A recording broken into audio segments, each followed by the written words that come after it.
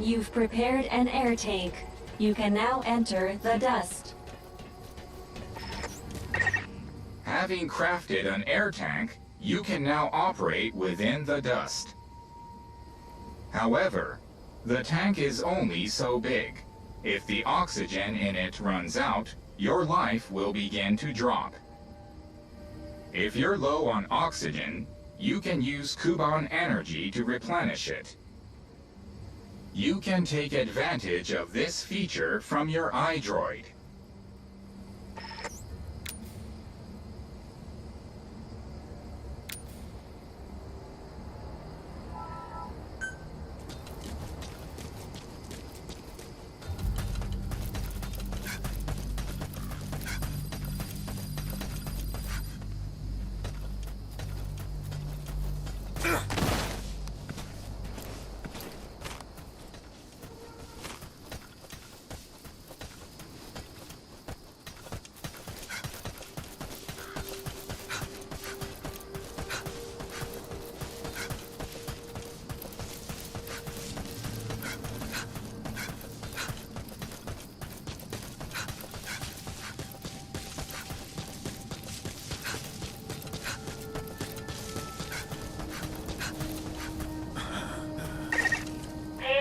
To your stamina.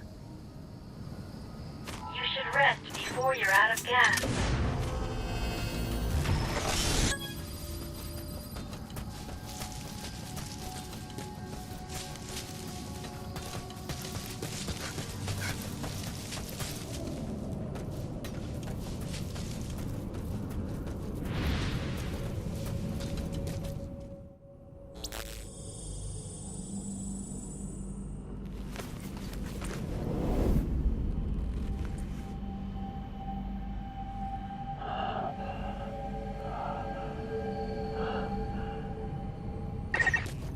Entered the dust.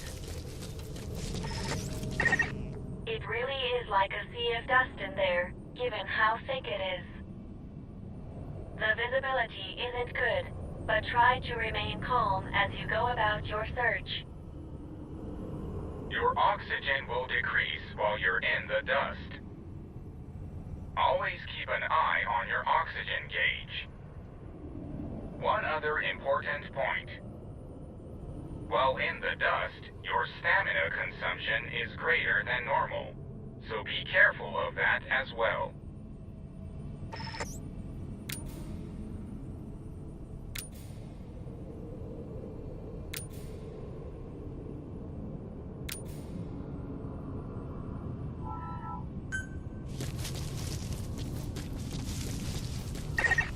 That memory board is nearby. Go secure it. I'd say you're getting the hang of this routine.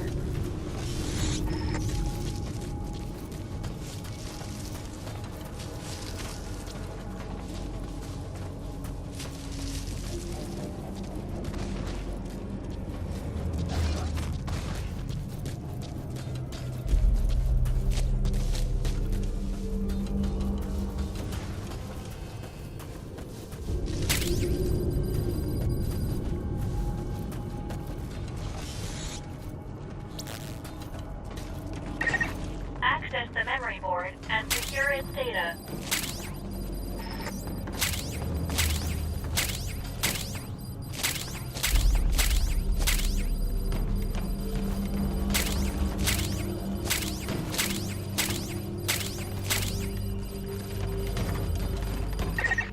There are two ways to open a container. You can spend time carefully opening it so you don't alert nearby enemies. Or you can open it quickly, though any enemies that are within earshot will hear you. In other words, you can unlock it, or you can destroy it. We'll leave that decision to you, Captain.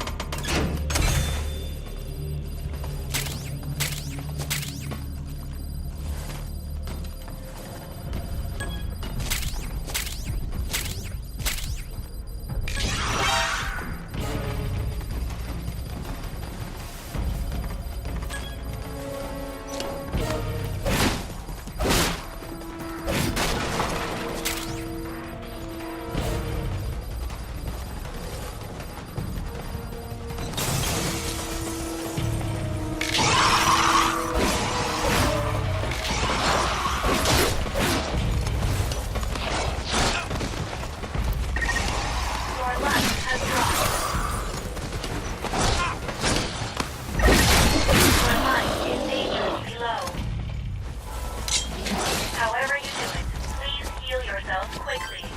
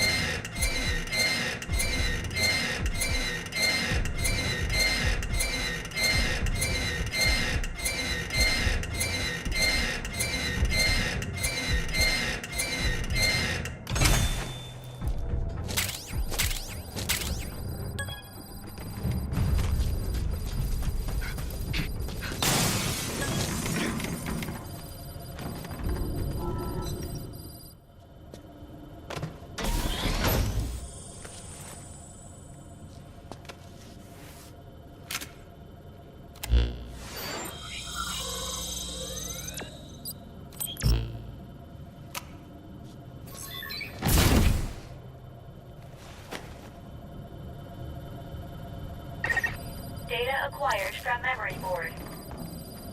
I will analyze it. Return to base camp.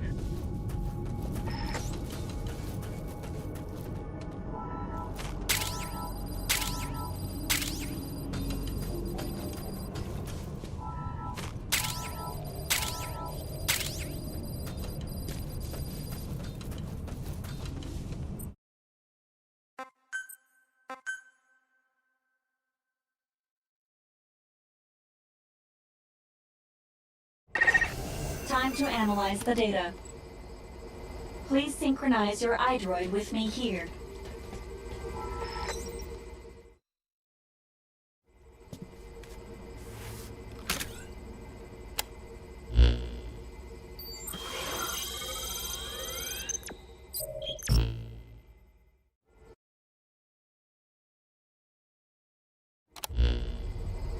Captain, there is one item to report. Regarding the latest recovery...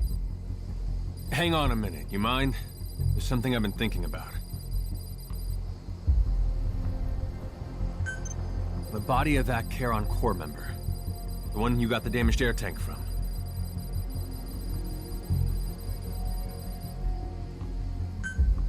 He'd been shot. He'd Needless to say, we haven't seen any wanderers with guns. Meaning, he had to have been killed by a person, right? What's that all about? That is unclear. All we can say is that if people are killing each other here, that is an illogical thing to do. My point is, these incidents don't make sense. If my theory is correct...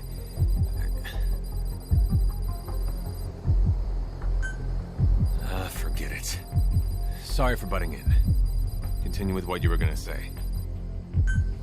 Getting back to the report, Captain. The data you recovered revealed the location of a wormhole transporter. Wormhole transporters are devices utilizing wormhole technology, which enable instant transportation between two distant points.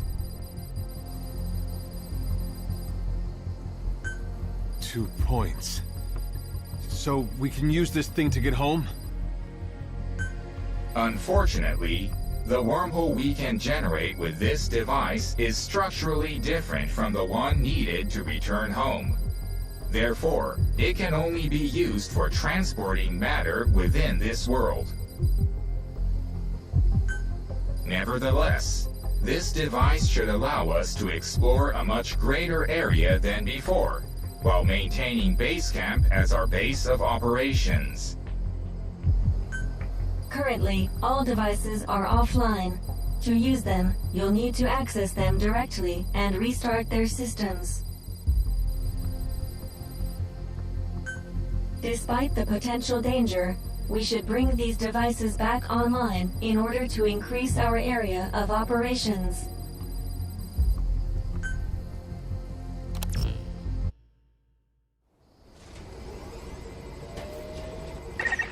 Wormhole transporters allow you to travel a great distance in the blink of an eye. To facilitate future exploration, I suggest you reactivate this one. I took the liberty of marking its predicted location on the map. Open your iDroid to see where this is.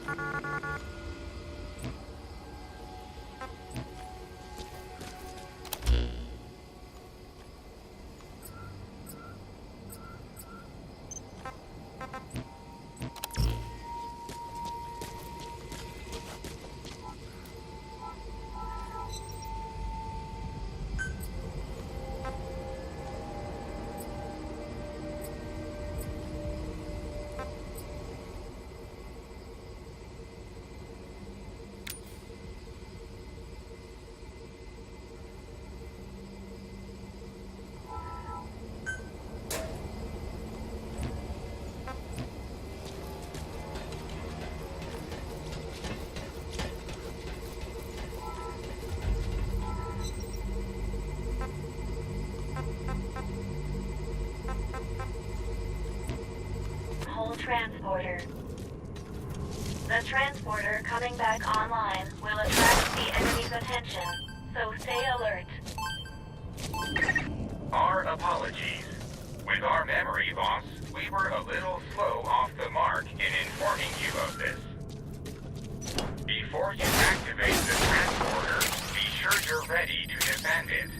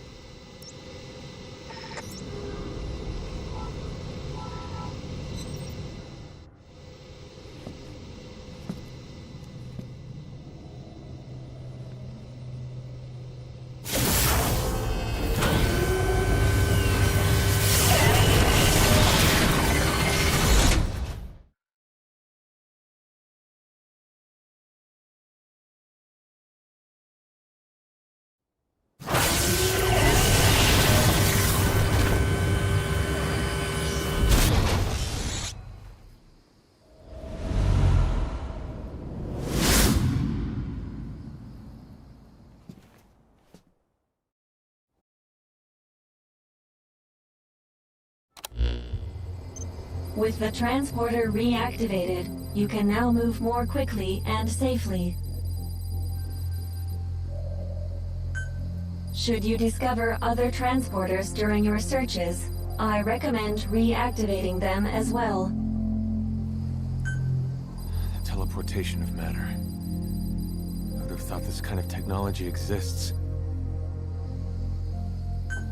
But now that I've seen this, I know I'm right.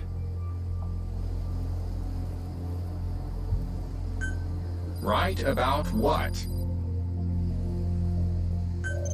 How a group like the Charon Corps, who were this advanced, got wiped out. It wasn't wanderers. It was people. Though whether it was some kind of internal conflict or an outside force, I don't know. That is illogical. As we discussed before, in an environment such as Detae's, there can be no advantage to humans working against one another. After all, you and the captain were technically members of opposing forces. Yet here you are working together. Yeah, well, people don't always do the smart thing. And I make no promises I won't shoot the captain in the back if I have to.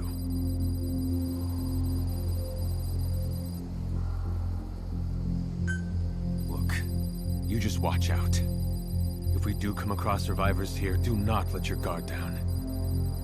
Same goes with me.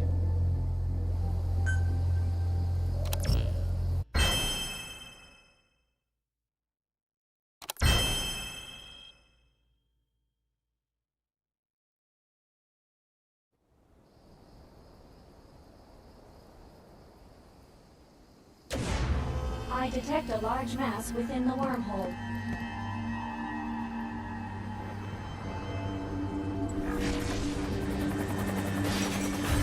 Object form analyzed.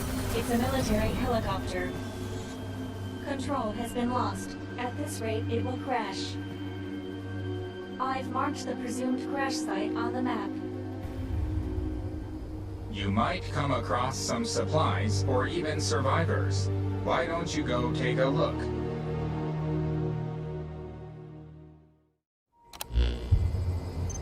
Captain, go and investigate the helicopter crash site. Wait, I'm against that. Say we're going to scavenge supplies. We should scope it out for a while before moving in, right? Your proposal is extremely illogical. Taking into account crash trajectory, fuselage damage level, and other factors, the chances of survival currently stand at approximately 11.2%. This will decrease by 3% every hour. The sooner we check for survivors, the better. Survivors are the problem. You feel like having this conversation again? But securing personnel will be essential to completing the mission. Well, I guess that's that. You're the captain. It's your call. I have updated the situation report. It's not that you don't raise a valid point, Mr. Reeve, but this is part of the mission. You should go and investigate the crash site.